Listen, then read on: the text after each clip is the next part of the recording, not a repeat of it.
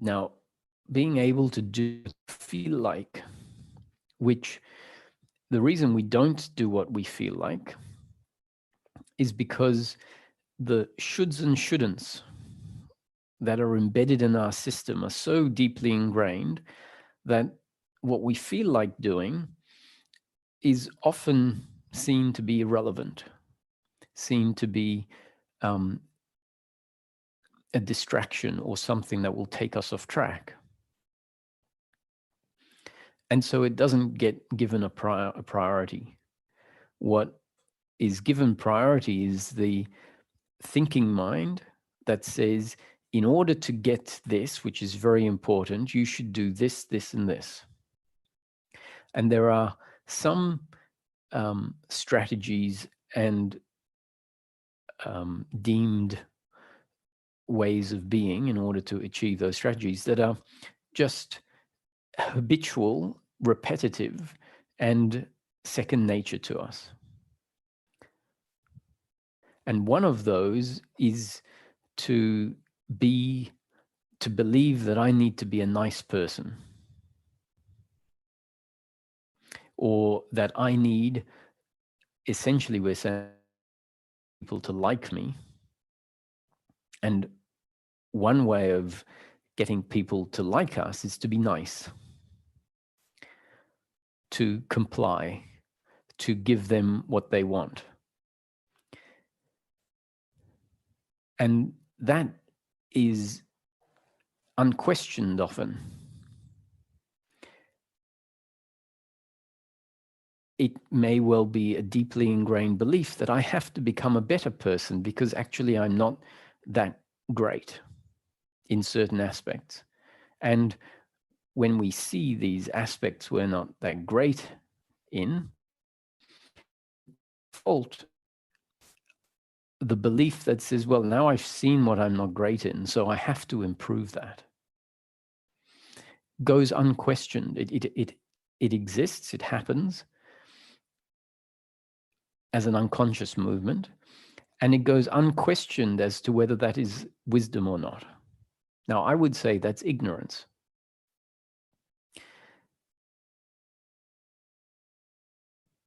And we can understand why it goes unquestioned and isn't seen as ignorance. Because someone would say, well, obviously, if I see a shortcoming in me, should I not then have the intention to fix it and improve it? So, well, there's absolutely no problem in seeing a shortcoming and understanding theoretically that if it wasn't there, then you would be a theoretically better human being, and quite theoretically, maybe probably you could say, that might give you more pleasure in life. So that's a decent sort of conclusion to come to. However, if included in that conclusion, which is quite objective, so you've seen something that is a shortcoming. Let's say you have a short temper. And you see it, and you see that your short temper leads to less than successful relationships. And you say, okay, I've seen that I have a short temper. If I change that, if I no longer have a short temper, then maybe my relationships will be better. And if relationships are better, then it's more pleasure, less pain. So I don't have any problem with that as an assessment. Where we start having a problem is if the attitude of doership and attachment to outcome comes in and messes up the objective assessment of the situation and turns it into an attachment, which says, I've seen my shortcoming, so I have to get better, which is essentially an attachment to pleasure. I see my shortcoming, I have to get better, and I'm going to do it, which means I am going to change my genes and up-to-date conditioning that God has put in place as a result of 3.8 billion years of life happening and I'm going to change it. So the first part is an assessment that says, yes, that is a shortcoming. And we could say it's a shortcoming. Then if we're being really objective and just an assessment of things, which assessment means no attachment to it being different and no insistent and no mistake that I can make it different. We also have nuance in our thinking that says, well, it's a shortcoming relative to a very specific objective, a very specific benchmark. Having a short temper relative to a different benchmark may actually be a positive. So we need to be able to see the relativity of our assessment and see that it's accurate relative to a very specific benchmark. And even so, maybe it's not that way all of the time relative to that benchmark. So that would be keeping a very healthy dynamic when looking at the situation. What happens automatically because of our deeply ingrained doership and attachment to outcome is that healthy outlook doesn't have a chance. We see a shortcoming and we insist that it be different, and I'm going to change it. And for as long as it doesn't change, we will blame ourselves and feel shameful for having these shortcomings, for not being able to change them, having seen them, and be attached to the pain of that shortcoming, not being there and wanting pleasure instead, which means that we are in resistance to ourself and to life all the time, at least all the time, as long as that aspect of ourself is active in a particular situation.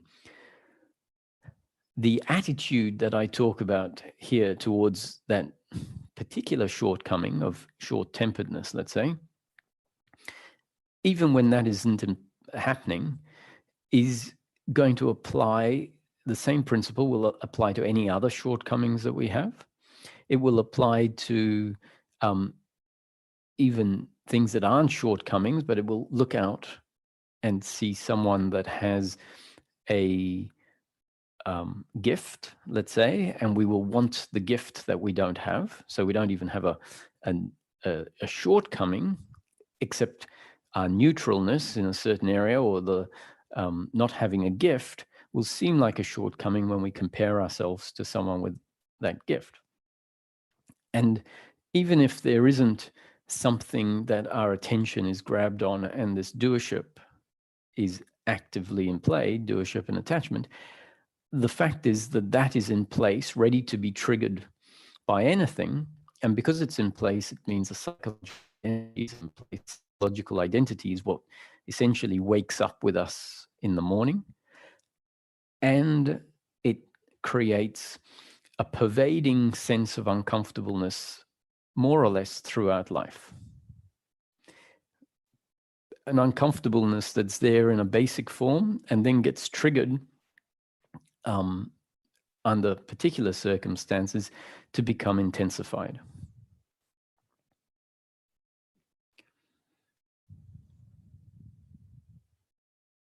So one of the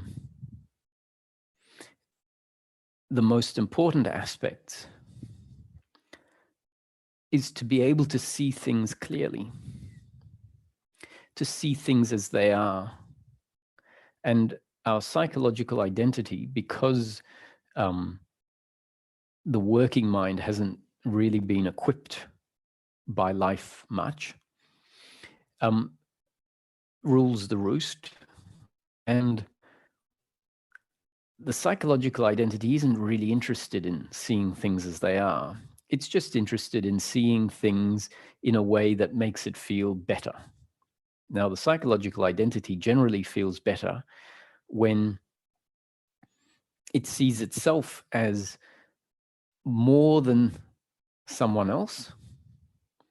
So it's just about comparing. So if someone else is up here, then it sees itself down, lower down. so it doesn't feel good. If it can bring that person down, now it feels superior, so it feels good.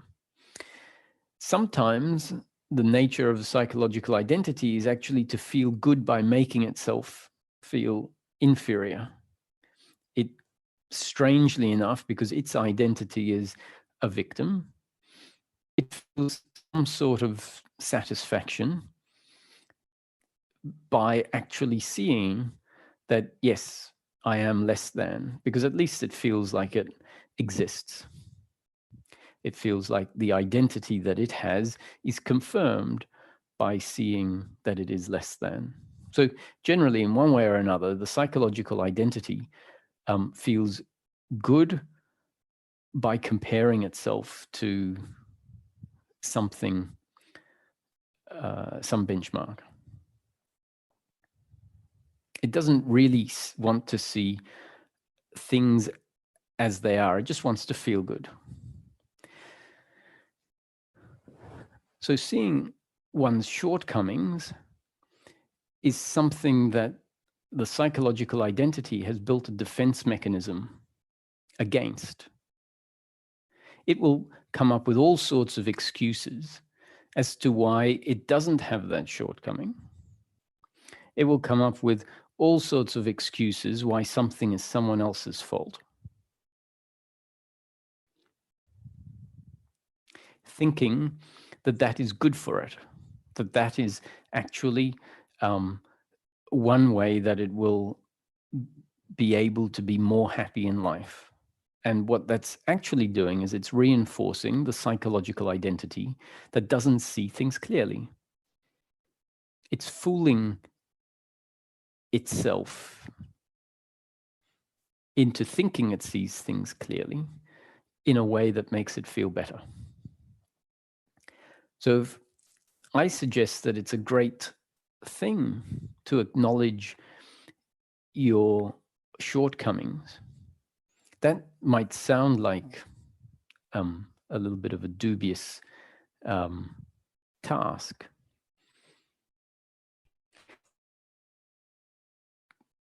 But it really means that you're coming to see yourself truly.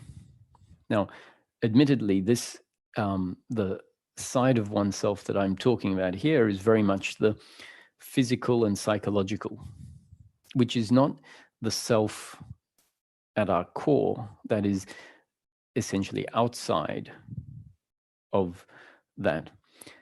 Where it's useful is that this self, which is an equally important aspect of the human being that is overlooked, gets covered up because of an identification with the form. And identification with the form really means feeling identified, meaning feeling that that is who I am. And when we feel like that's who I am, we tend to see our good qualities and our bad qualities subjectively and not objectively. We see them in a way that feels very personal. We need to see them in a way that is personal because that's the psychological identity. So if we start looking at the psychological and biological aspects of the human being objectively, what we're actually doing is we're withdrawing our involvement in the side of the human that is only one side of the human. And when we're involved in only one side of the human, it covers up our connection to our beingness. So that's why it makes sense to start looking at we are on the biological and psychological level without sugarcoating, without a strategy in place, without an objective of trying to get something out there or something beneficial. So the invitation is to look at oneself and become clear about oneself objectively for the sake of it, for the sake of knowing oneself more truly. This movement allows us to then start to move in life much more in line with what we feel like doing, which is much more authentic and much more driven by the biological aspect, the biological componentry of the human being rather than the psychological componentry. The psychological, meaning the psychological identity, the belief in doership and attachment to outcome, is moving through life based on this belief that it's very important to control life and have certain outcomes. So that's hardly very intelligent. It's actually the epitome of unintelligence. The Buddha very aptly called it ignorance. So if we're driven through life from this attachment to outcome, we're ignorant, we're unintelligent. And I'm not saying we as a doer, but rather I'm saying that our structure has been structured such that unintelligence is leading the way. So as we start dropping into feeling what the body wants to do, we have to have out of unintelligence into something at least more intelligent. Now, more intelligence doesn't mean infallible. If we assume that intelligence means infallibility, that's not so intelligent. What it means is that we now have an instrument that is intelligent by nature, not infinitely intelligent. That's why it's not infallible, but intelligent by nature. Whereas the other identity is ignorant by nature. So these pointers hopefully will be reasons, motivations to do something that we didn't do before. Now, when I say do something, remember what it means is this is new conditioning being thrown out by a biological instrument, not a doer. I've been designed by life to, based on my genes and up-to-date conditioning, to sit here and in a satsang about happiness and daily living, deliver this. Just like cookies coming out of a cookie machine. The cookie machine doesn't decide what shape the cookies come out at. It is specifically structured to spit out a certain number of cookies an hour with a certain shape to them. And if it's designed to spit out different shaped cookies at different times, that's what will come out. It might seem random to someone watching, but it's never random. It's always a result of the makeup of the machine, and that's what it spits out. And so we're all designed by life based on our genes that we didn't control, that came together, grew, and at the same time as them growing, moment after moment, they were impacted by new conditioning from life. And the result of the genes growing and the new conditioning is what we call our genes and up-to-date conditioning, which means at any point in time, we are a result of our genes and the cumulative effect of all of the new conditioning delivered moment after moment after moment. And so these words are just new conditioning being delivered by life that may add to the up-to-date conditioning or change the structure such that the up-to-date conditioning is a little changed. Now, some of the new conditioning that life spits out, a lot of it just more or less reinforces what is in place. Some new conditioning of a particular type can radically change our up-to-date conditioning.